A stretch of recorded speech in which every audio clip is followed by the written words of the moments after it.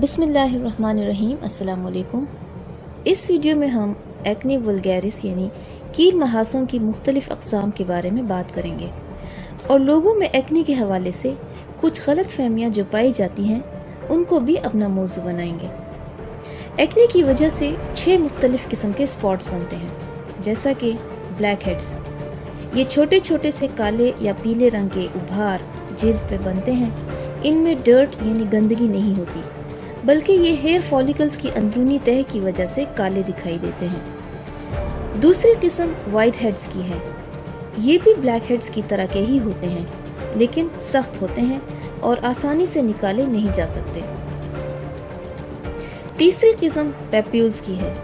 ये सुर्ख रंग के छोटे छोटे उभार से होते हैं जो दुखते हैं और इनको छूने से दर्द महसूस होता है।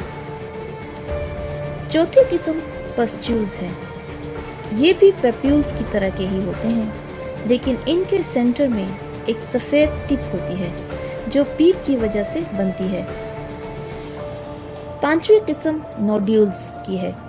ये सख्त और बड़े लम्प्स यानी गिल्टियों की तरह के होते हैं जो जिल्द की सतह के नीचे से बनते हैं और दुखते हैं। छठी किस्म सिस्ट्स है। ये एक्ने की वजह से बनने वाले स्पॉट्स में सबसे शदीद किस्म होती है।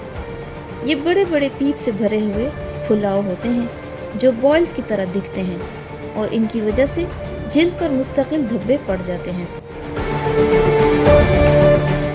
एक्ने की वजह से लोगों में कुछ गलत फहमियाँ आम हैं, जैसा कि ये कहना कि नाक़िस खुराक से एक्ने होती है।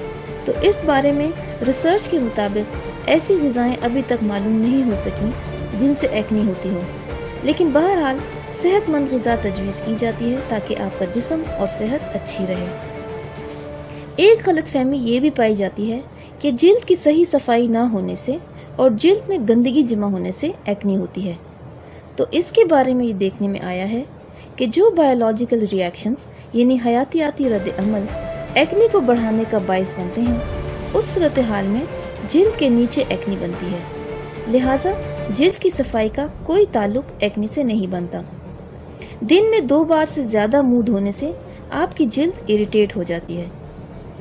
कुछ लोगों का ख्याल है कि ब्लैक हेड्स, वाइट हेड्स और स्पॉट्स को कुचल कर निकालना एक्ने से निजात का बेहतरीन तरीका है, लेकिन इस तरह करने से आपकी एक्ने मजीद खराब हो सकती है और जिल्द पर मुस्तकिल धब्बे पड़ जाते हैं।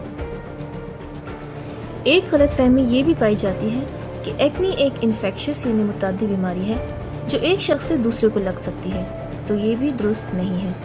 इसके अलावा ये भी गलत है कि मुतासरा जिल्द को छूने से जिल्द पे मौजूद बैक्टीरिया जिल्द के दूसरे हिस्सों में फैल जाता है और इन जगहों पर भी एक्ने का बाइस बनता है। अपना बहुत ख्याल रखें। आप सबके सुनने का शुक्रिया।